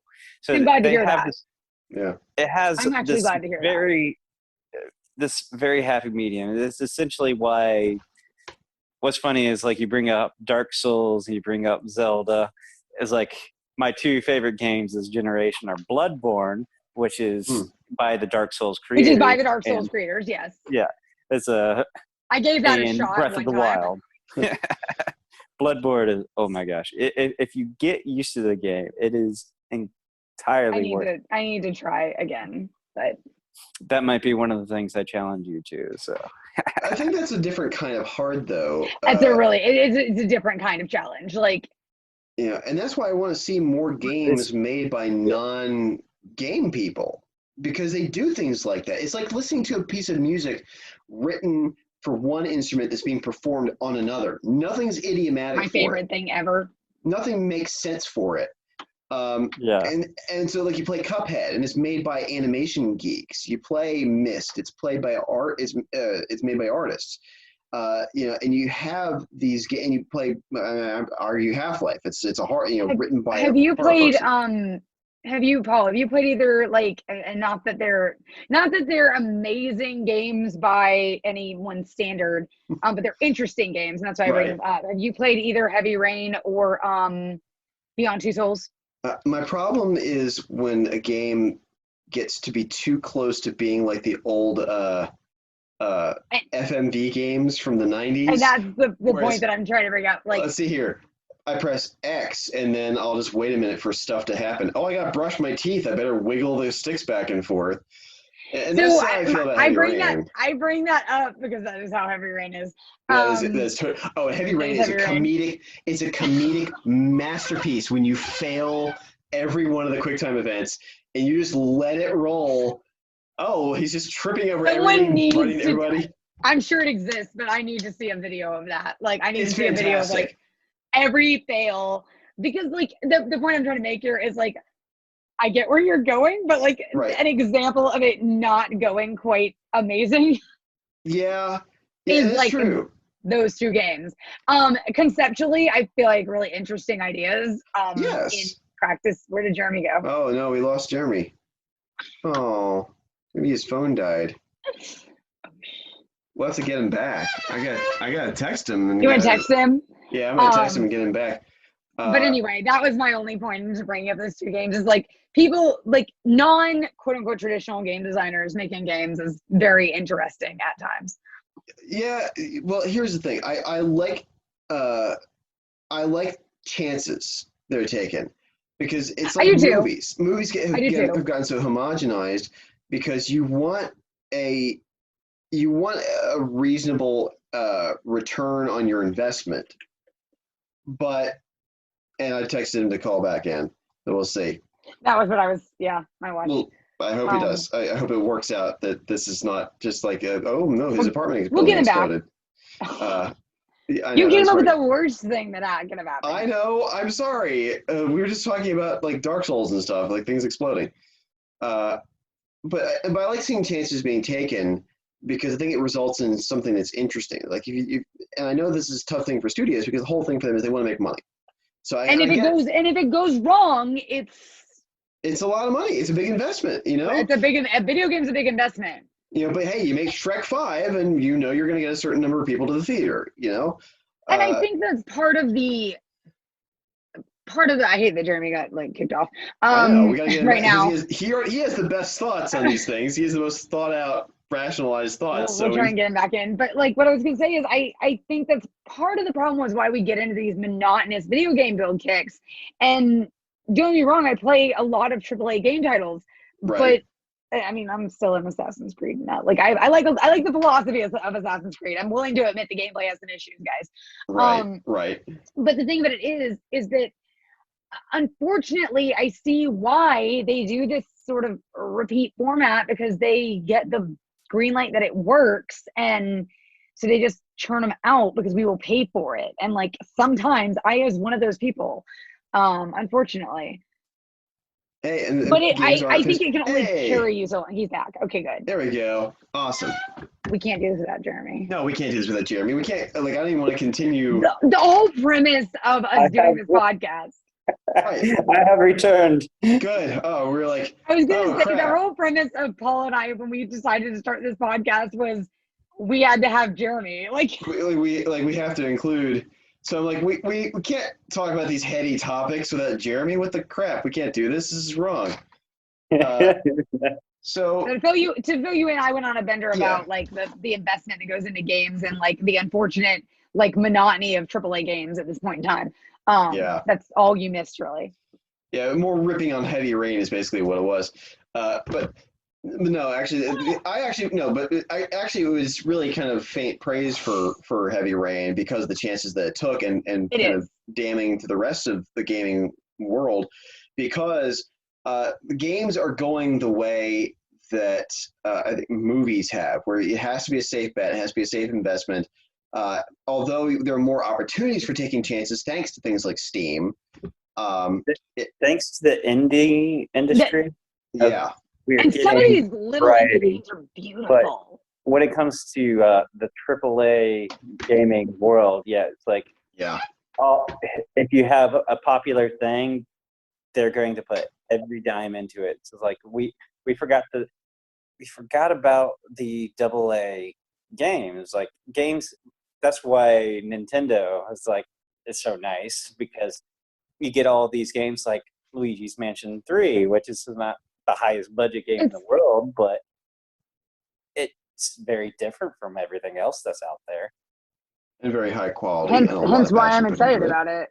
Like, and I was excited about the first Luigi's Mansion years ago. Like, it was like, I don't know, something about the concept behind that game. Like, just, I adore it. It's kind of a shame. This conversation on this conversation has taken an odd turn.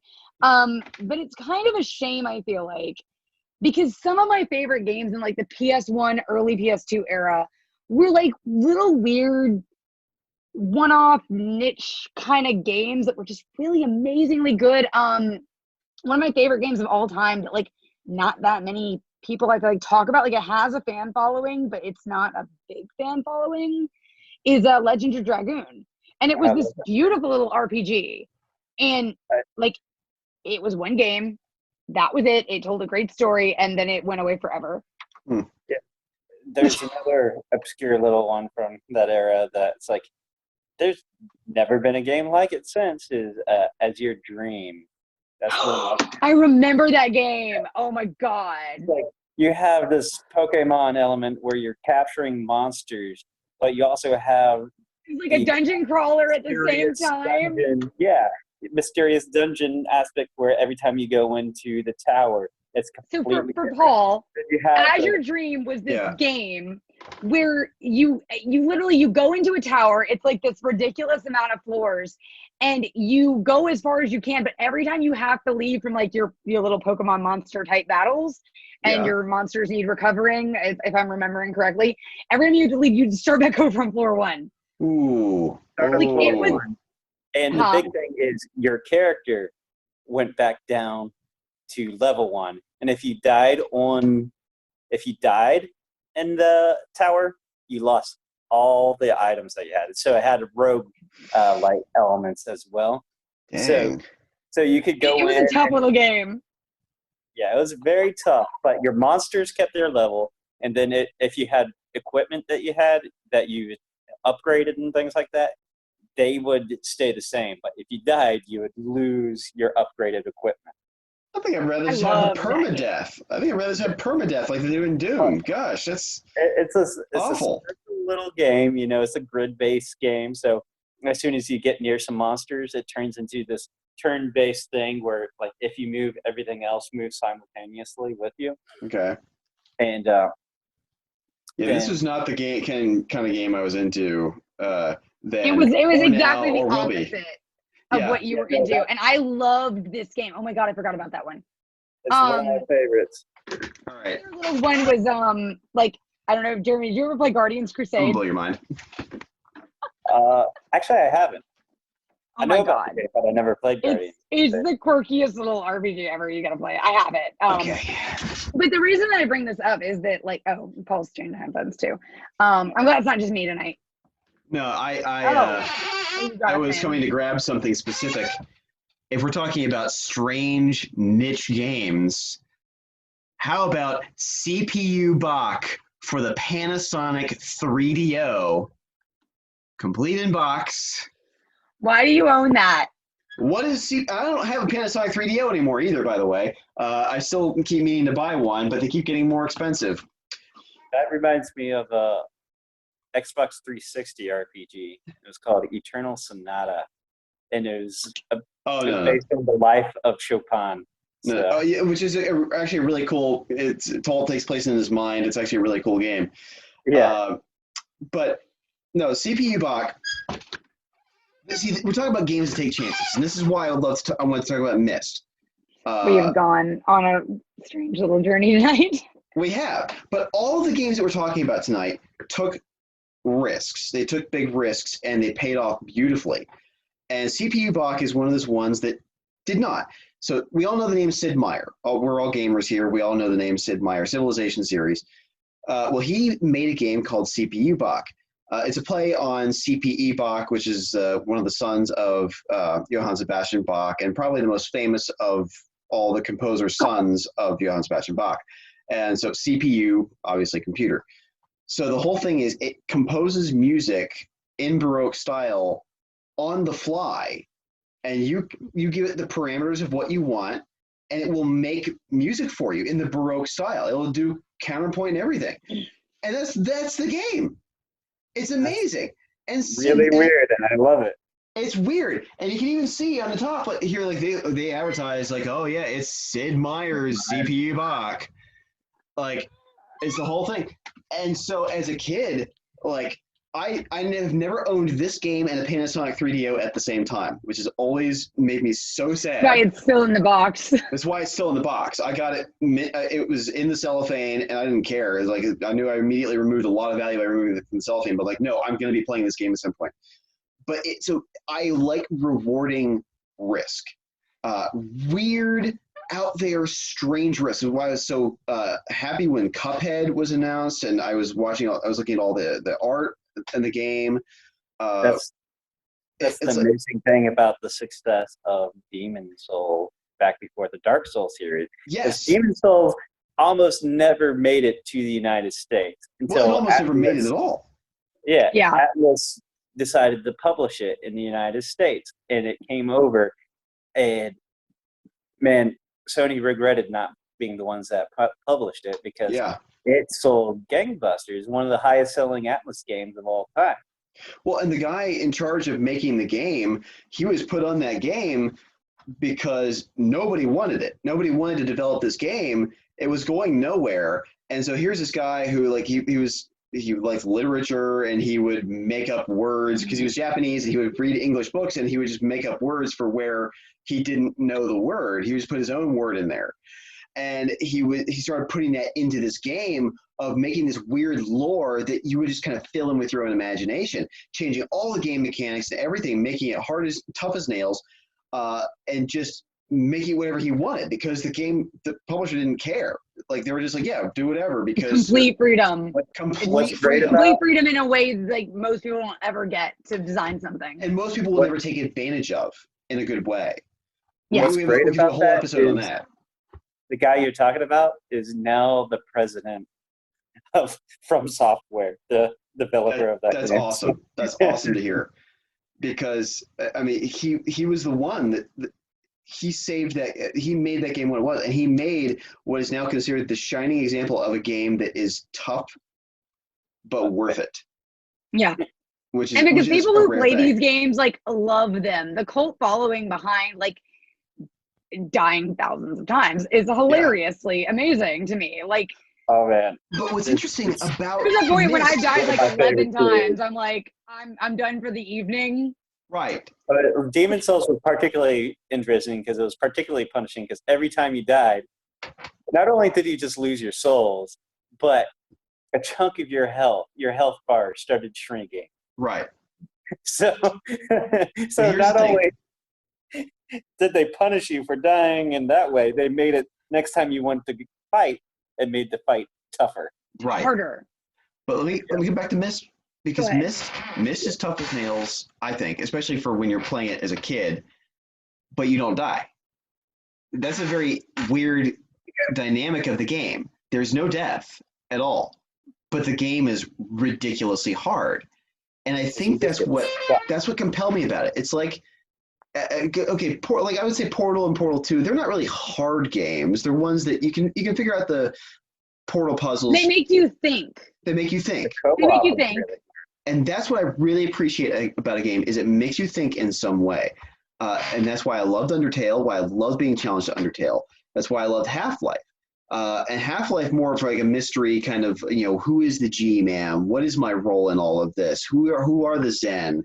Because it makes you ask these questions about these mysteries. You're going through, you're shooting enemies, but unlike Doom, where you don't really have to care. Just shooting enemies and you don't care. Shooting whatever. But I would not have made it through watching Doom, for the record. All graphicals aside, just for the fact there's no question to be answered. The mystery is what hooks me. Okay, yeah. I want the answer to the question. Right. Well, you don't get it. In Half-Life, you never get it. I know. Still don't get it. Even through Half-Life 3 episode 2. I don't think you get it in BioShock either, but they keep making you wonder. get it in BioShock. You sort of get it in BioShock. Yeah. Sort of. It's been a long time being what is even going on? Right. What even happened? And so with Myst, you have this game that is very difficult and can be very confusing, and there is no death, but it just forces you to think about not just the puzzles, but about human nature, because you have to weigh as you're seeing these two brothers in each of these books, as you're adding more pages to the books, and the resolution is getting clearer, and you're hearing each brother give you their case for why they should be let out of the book, and you start having to weigh their pleas. Are they being genuine? Can I read what it is from them? I'm being a kind of a very literal metaphor, can I read these two guys who are stuck in a book? Can I see what it is that they're actually communicating to me?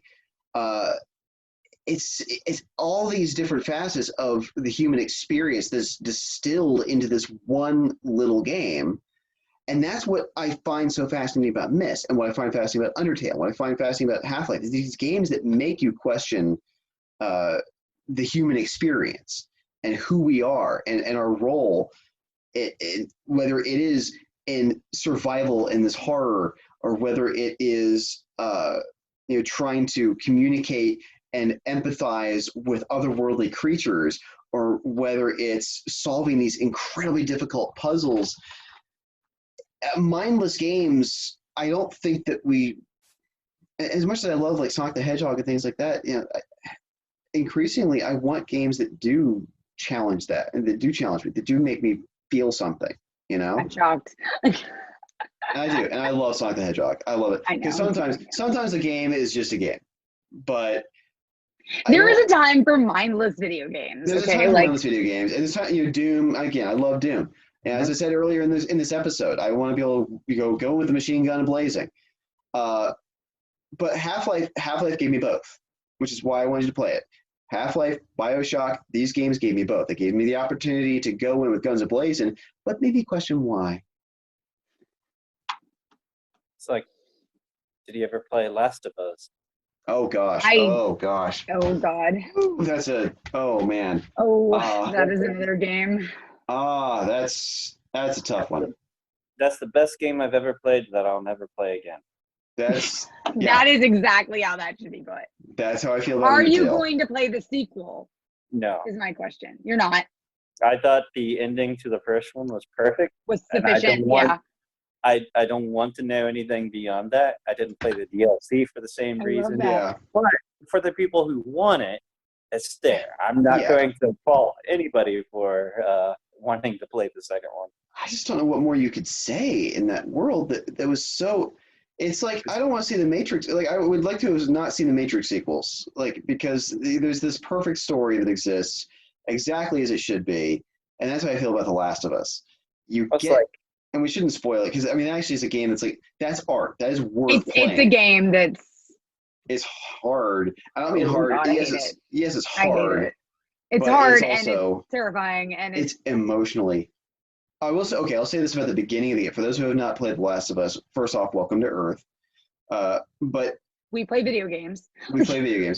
But you start off playing one character that dies before you switch to another character, and it's extremely tragic.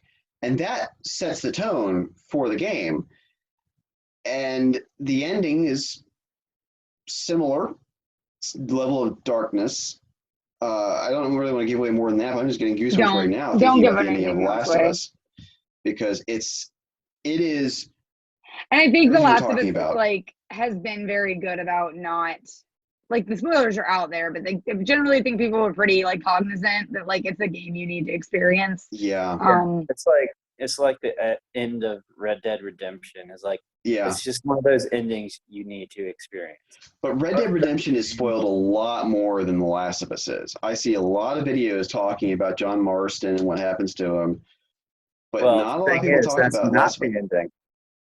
Well, okay. Are you talking about the DLC where he becomes a zombie? No.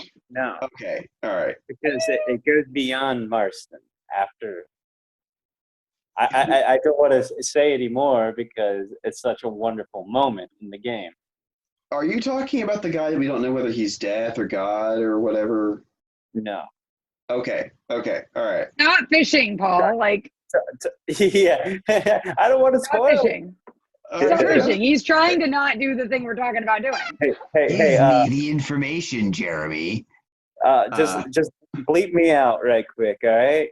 No, don't say it. Don't say it. We're not going to spoil it. All right. So there is our discomfort zone. The three games we talked about this week: Undertale, Myst, and Half-Life. Do you agree with our analyses of these? Why they're important? Why it's okay that some people might not like them? I think it's okay, actually. Why are you looking at me? I'm looking at the camera. You may assume I'm looking. I know what that was directed at. This works. So, whether you or not you agree with the analyses we made on these games, I think that they're all art. I really fully believe that we chose three games that are art. That we've made a curation of museum of video games. That all three of these should be included. What did we miss about these? What did we not see in these games that we should have talked about? Are there games that you feel would be good challenges? Well, you go play them if you have passed them up. So tell us your thoughts. We would love to hear from you. We have challenges for each other for the next. We're going to keep them secret this time. Yeah, I'm gonna just listen next time. I'm really interested. I'll give you a hint as to my challenge for Sydnee for the next one. God. She doesn't like things from the first person perspective. Okay, I'll give her one from the third person perspective. That's all I'm going to say. The end. The end. Join us next time for the Discomfort Zone as we like to sadistically torture each other with video games and properties. And we are the Casual Fanatics. I am Paul Stadden, and Ciao, Sydnee Johnson. Jeremy Brazil. What was that noise? Toodaloo. That's my chair speaking. All right, we're done. All right, yeah, cut. Cut. All right,